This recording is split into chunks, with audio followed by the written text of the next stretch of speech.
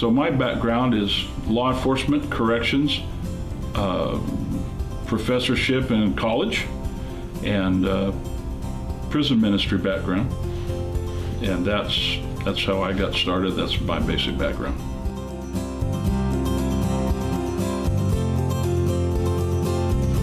The mission of Healing Word International Chaplains Ministries is to recruit, train, and deploy thousands of chaplains by the year 2020. We are involved with different organizations, fire department, FEMA, Homeland Security, the FBI, local hospital.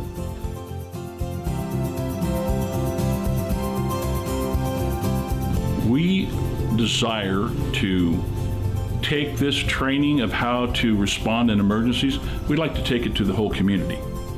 We're seeking funding for our organization so that we can offer things for free. We want to provide it so that people can come, so the neighborhoods can be safer and more prepared. So one of our main goals would be able to train the whole community in how to respond in a disaster.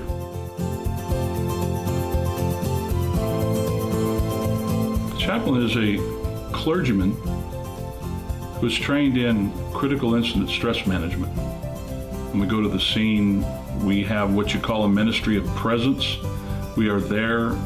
We help the victims process what just happened to them. We just go there and help them to regain some kind of balance after the tragedy that they've experienced. The headquarters organization is right here in Bakersfield, Kern County. We have about 40 chaplains here now. We do have several chaplains scattered throughout in other states and other cities in California, and we are developing what they're doing there. We're getting to the point where we can help them a little bit to develop Healing Word in that area. Also Summit Bible College training, so they can get the people there in the area can get trained. They don't have to travel. They don't have to do those things. And we have a couple chaplains in Oklahoma. We have a couple chaplains in Missouri. And then we have international chaplains. We have a chaplain in Pakistan. We have a chaplain in India. We have 2 chaplains in the Democratic Republic of Congo, 1 in Kenya, and 1 in the Philippines. We support 100 orphans in the Philippines with a rice diet. And so that's so far who we have.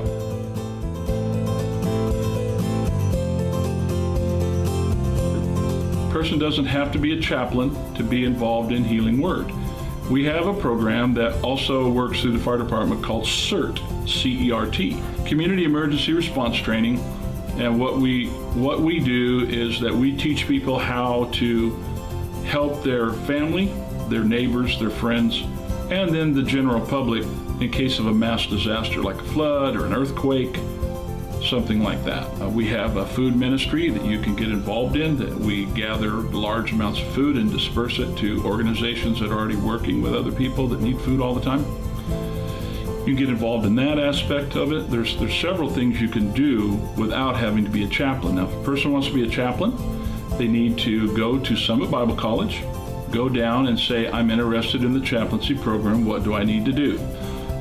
And you can get started. It'll take you about a year to actually get your bachelor's degree and be ordained through our organization. We require a bachelor's.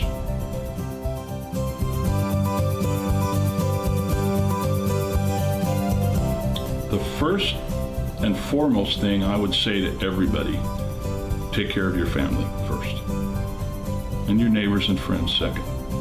Then help the community.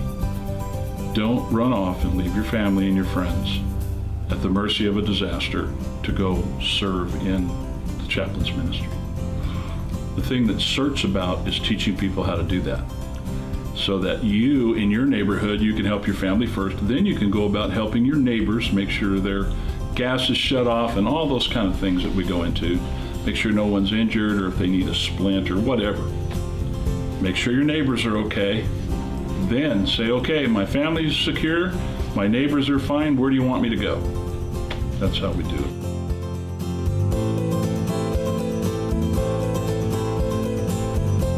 The main benefit to Healing Word International of being in CERD magazine is the high profile that it gives us to let people know we're here to provide assistance to them if they're in need.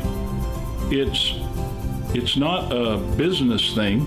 It's an opportunity to get your name out so that people know what you do.